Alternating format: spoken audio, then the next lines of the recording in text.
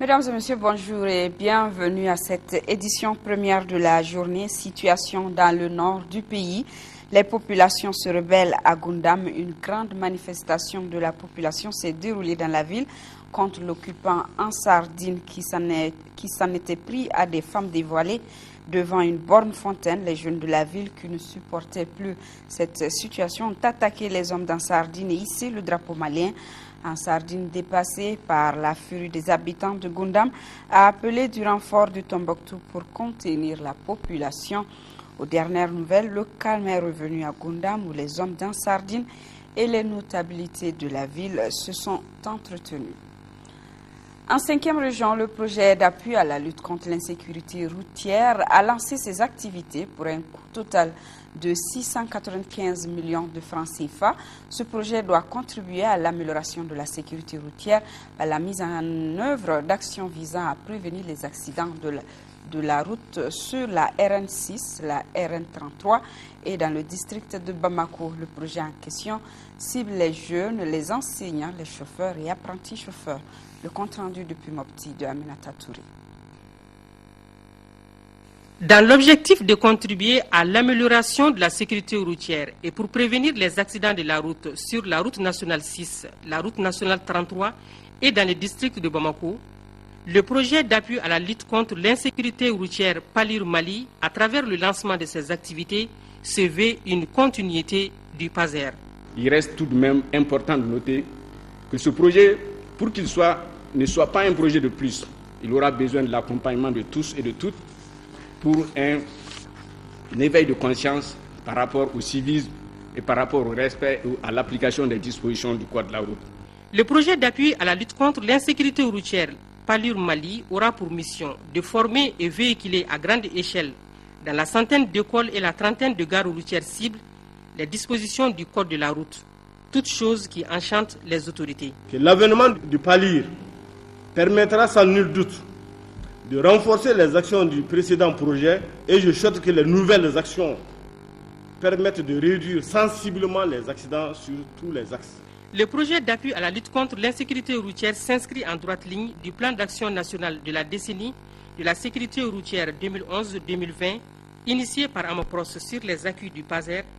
Il a été rendu possible grâce à un cofinancement de l'Union européenne à travers la CONFED, le gouvernement malien, Amapros, pour un coût total de 695 millions de francs CFA, durée d'exécution 24 mois.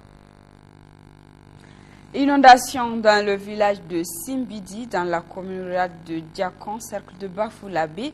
Cette famille ont été touchées. 37 concessions se sont écroulées, causant des dégâts matériels très importants. Deux députés se sont rendus dans le village pour apporter leur soutien et constater de visu les dégâts. Le compte rendu de Idrissa Golo Sissoko. En cette nuit du 24 juin, les populations de Simbidi dans la commune rurale de Diakon, cercle de Bafoulabé, n'ont pas dormi. En effet, de fortes précipitations se sont abattues sur le village, atteignant 95 mm. Bilan, 7 familles touchées, 37 concessions écroulées, des greniers détruits et des animaux emportés. Les honorables Gossi Dramera et Ibrahim Djanessi se sont rendus sur les lieux du sinistre en vue d'apporter le soutien du Parlement aux populations sinistrées. Député de la région de Caille, nous ont chargé l'honorable Gossi Dramera et moi-même de venir porter un message, celui de la compassion, de la solidarité et soutenir les villageois dans leur douleur. Ce que nous avons constaté ici dans ce village dépasse l'entendement, si ce n'est la solidarité des villageois. Une enveloppe symbolique a été remise au chef de village pour apaiser la souffrance des victimes. Les honorables ont aussi conseillé aux populations d'éviter de construire dans les bas-fonds. Il faut noter qu'il n'y a pas eu de perte en vies humaines. Échanger autour du comité international de la Croix-Rouge et le rôle qu'il joue pour la promotion et la protection des journalistes dans les conflits armés, c'est l'objectif d'un atelier d'échange organisé par le comité international de la Croix-Rouge à l'intention des hommes des médias. Au cours de cette rencontre, leurs capacités ont été renforcées sur le droit international humanitaire et la protection des journalistes en temps de conflit. Abdelrahman Mega pour le reportage. Après les organisations non gouvernementales évoluant dans le domaine du droit international humanitaire, une vingtaine de journalistes ont, à travers des échanges d'expériences et des projections de films, approfondi leurs connaissances sur le droit international humanitaire et sur le rôle de la Croix-Rouge dans la protection des journalistes en période de conflit. Le monde en ce moment est soumis à des dures épreuves presque sans précédent, interpellant l'humanité tout entière. Les crises politiques, les effets du changement climatique, les crises économiques, les conflits armés sont autant de dangers mettant à compromis la subsistance de l'homme et l'existence des peuples. J'espère que cet atelier va contribuer à renforcer les liens entre les professionnels de l'information et le CICR. Je suis convaincu qu'il peut contribuer à améliorer la connaissance du DIH, du droit international humanitaire, et qu'il peut contribuer à la protection des journalistes, et donc à éviter qu'il y ait des victimes, et à éviter qu'il y ait encore plus de souffrance. En organisant la présente journée, la Croix-Rouge malienne ambitionne aussi un renforcement du cadre de coopération entre le Comité international de la Croix-Rouge et la presse. À travers elle, le CICR entend informer et sensibiliser l'opinion publique nationale et internationale sur l'importance de sa mission pour la promotion et l'assistance des personnes victimes des conflits armés. Vous le savez, depuis quelque temps, les journalistes maliens sont victimes d'enlèvements et d'agressions. Il y a de cela 2 jours, le directeur de publication du journal L'Indépendant, Sauti Haïdara, a été enlevé et battu par des hommes armés. Notre confrère a été sévèrement blessé, mais fort heureusement, sa vie n'est pas en danger. Il est actuellement hospitalisé et a reçu hier la visite de quelques ministres venus lui témoigner le soutien des plus hautes autorités du pays qui ont d'ailleurs condamné l'agression. Ibrahima Traoré. Attention, voici à quoi les journalistes peuvent s'attendre s'ils s'expriment librement au Mali. Cet homme de 62 ans, directeur de publication du journal L'Indépendant, a été sauvagement enlevé et brutalement tabassé la nuit dernière par des inconnus. Et comme on peut le constater, il a été sévèrement touché à la tête et a eu une fracture à l'avant-bras. Fort heureusement, sa vie est hors danger au moment où quelques membres du gouvernement lui ont rendu visite à son domicile qu'il a regagné après des soins médicaux. Ils m'ont amené à une quarantaine de kilomètres de Bamako. Ils sont sortis avec les armes, ils ont pris leurs armes, ils m'ont bousculé hors de la voiture. Et puis il y a 3 d'entre eux qui ont braqué leurs armes sur moi, pendant que les 4 autres, ou les 4 ou les 5, se sont mis à me frapper avec les crosses de leurs fusils, avec des gourdins, et en me donnant des coups de botte dans les côtes. Qu'est-ce qu'ils disaient? La seule chose qu'ils ont dite, c'est que vous, les journalistes, vous nous emmerdez. Sauti Haïdara se dit réconforté par ce geste du gouvernement qui affirme que cet acte ne restera pas impuni. Le gouvernement est venu lui manifester sa solidarité et toute sa sympathie dans cette épreuve. Et nous profitons peut-être de votre micro aussi pour condamner avec la dernière rigueur cet acte barbare qui est indigne de l'être humain. Nous pensons que aujourd'hui le peuple malien s'est battu pour la liberté d'expression. Nous croyons que l'on ne doit pas pouvoir attaquer quelqu'un à cause de ses opinions. Et ça, nous tenons, le gouvernement tient à le réaffirmer haut et fort. Peut-être que nous n'avons pas les mêmes opinions que M. Haïdara, mais nous ne permettrons pas qu'on l'agresse pour ses opinions. Ainsi, la liberté d'expression reste très menacée au Mali. C'est donc un challenge énorme auquel font face les nouvelles autorités du pays, car ce n'est pas une première en l'espace de 2 semaines. Voilà les risques du métier de journaliste. Le Premier ministre Cheikh Modibo Diarra était en visite au Sénégal. Il a été accueilli par son homologue sénégalais Abdoul Mbaye, le président Macky Sall et Dr Cheikh Modibo Diarra se sont rencontrés. Ils ont échangé sur l'évolution de la situation sociopolitique dans notre pays. Les détails de cette visite avec nos envoyés spéciaux, Mamadou Bagayogo et Dembawan. Un peuple, un but, une foi. Cette devise, qui est aussi celle du Sénégal, en dit long également sur l'histoire du Mali et du Sénégal. La devise commune engage les 2 pays à se soutenir mutuellement dans n'importe quelle circonstance. C'est dans ce souci que le Premier ministre Cheikh Modibo Diarra et le président sénégalais ont surtout échangé sur les acquis du gouvernement de transition et les moyens de sortie de crise au Mali. Je suis venu voir le président de la République pour le remercier et à travers lui remercier tout le peuple frère du Sénégal pour son accompagnement du gouvernement du Mali et du peuple malien pendant cette crise difficile. Et puis d'autre part, présenter au président de la République exactement tout ce qui a été fait depuis la mise en place du gouvernement jusqu'à aujourd'hui, y compris nos achèvements, nos accomplissements et aussi les difficultés que nous rencontrons, afin de pouvoir bénéficier, si vous voulez, de ses conseils et de son expérience politique. Je repars d'ici avec les choses un peu plus claires dans ma tête que quand j'étais arrivé, et ce qui va nous aider vraiment à pouvoir approcher, n'est-ce pas, notre mission fondamentale que nous n'oublions jamais, qui est la reconquête du nord du Mali, pour que ce problème qui se pose à toute la sous-région à travers le Mali puisse disparaître le plus rapidement possible. Repartir confiant après 2 heures d'entretien. Il n'est pas exagéré de dire que les relations entre le Mali et le Sénégal n'ont pris aucune ride. Actualité hors de chez nous, la Grèce, un pays toujours pris dans la spirale de l'austérité et du chômage. Des centaines de retraités ont manifesté hier contre la réduction de leurs pensions. À l'ombre de la vaine gesticulation diplomatique déployée par Kofi Annan, le régime de Bachar el-Assad poursuit imperturbable sa politique de la terre brûlée.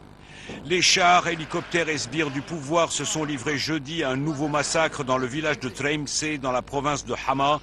Plus de 200 personnes y ont été tuées. Selon les témoignages, si le bilan est particulièrement lourd, c'est parce que les forces gouvernementales ont bombardé une mosquée dans laquelle les habitants s'étaient réfugiés.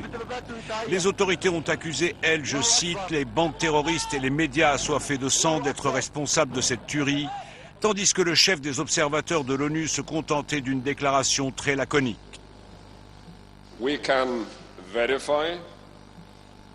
Nous avons pu constater des combats continus hier dans la région de Tlemcen, impliquant des unités de blindés, des tirs d'artillerie et d'hélicoptères. Si selon Robert Mood, les observateurs attendent un hypothétique cessez-le-feu pour aller vérifier sur place, les militants de la révolution n'ont pas attendu pour diffuser les images de cet autre village dans la province d'Alep, littéralement dévasté par les hommes du régime. Ici, c'était le souk d'Atarib. Avant l'entrée de l'armée syrienne, il débordait de vitalité. Il y avait pour des millions de produits pour approvisionner des dizaines de familles. Ils sont entrés, ont pillé, tout cassé, voilà le travail. Comment les gens vont manger maintenant ? Une politique de la dévastation confirmée par l'ambassadeur de Syrie en Irak qui a fait défection mercredi soir. Ce que subit le peuple syrien en ce moment, c'est quelque chose auquel personne n'a été confronté auparavant en termes de destruction systématique et de tuerie programmée. Et ceci au vu et au su du monde entier. Alors que Kofi Annan est attendu lundi à Moscou, l'opposition syrienne réclame plus que jamais une résolution contraignante du Conseil de sécurité. Voilà, vous l'aurez compris, nous étions plutôt en Syrie où se poursuit la politique de terre brûlée du président Bachar al-Assad. De nouveaux massacres ont eu lieu dans un village syrien. Voyons à présent du côté de la Grèce. Des centaines de retraités grecs sont descendus jeudi dans les rues d'Athènes pour protester contre la baisse de leurs pensions. Une mesure prise par les autorités pour réduire les déficits de l'État, un État grec toujours placé sous perfusion internationale. Une situation dramatique pour certains retraités, aggravée par la mise en place de nouvelles taxes. J'ai commencé à travailler en 1965 et après 37 années de travail, je suis puni et je n'ai pas assez d'argent pour me nourrir et pour payer ma facture d'électricité. La cure d'austérité rendue nécessaire par la faillite de l'État grec a fait chuter la croissance économique. La Grèce est en récession depuis 5 ans et le nombre de chômeurs ne cesse de grimper. Il a même doublé depuis 2010 et touche aujourd'hui plus de 22% de la population active. C'est difficile. Mes parents m'aident. J'utilise les économies que j'avais mises de côté. Le nouveau gouvernement grec a réitéré cette semaine sa volonté de voir assouplir le plan de rigueur dicté par ses créanciers, mais l'Union européenne et le Fonds monétaire international ont clairement fixé les limites de cette renégociation. Nous avons toujours été flexibles et prêts à la discussion. Mais il n'y a aucun doute, les objectifs de redressement devront être tenus et les accords signés avec les créanciers internationaux ne pourront être changés. Décidé le 29 juin dernier à Bruxelles, des fonds structurels européens seront rapidement débloqués afin de financer plusieurs projets d'infrastructures.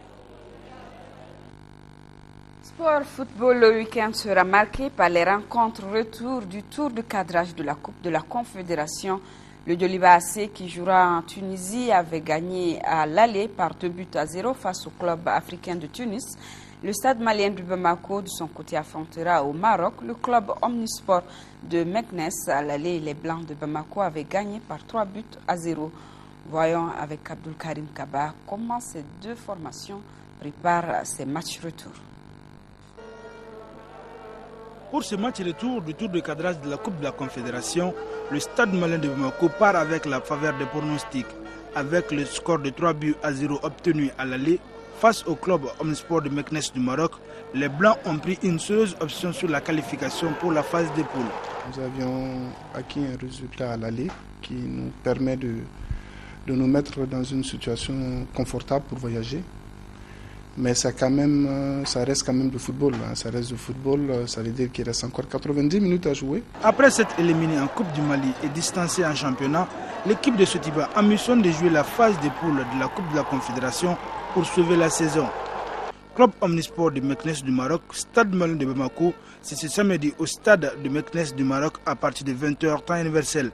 À Hérémakono, dans les fiefs des hippopotames, c'est la solidarité qui sera le maître mot pour cette rencontre retour contre le club africain de Tunis.